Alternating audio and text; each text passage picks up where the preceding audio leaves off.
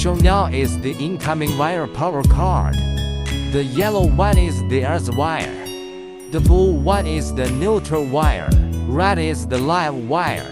The neutral wire is connected to the left and the live wire is connected to the right positions yet are respectively.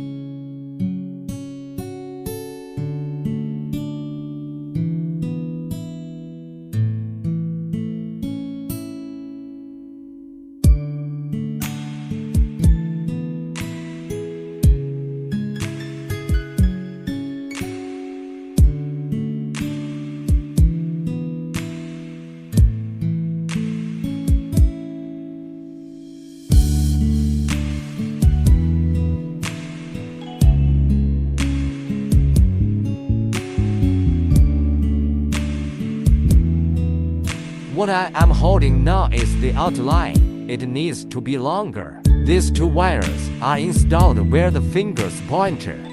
These two wires are connected at positions C and S. C is the neutral wire and S is the live wire.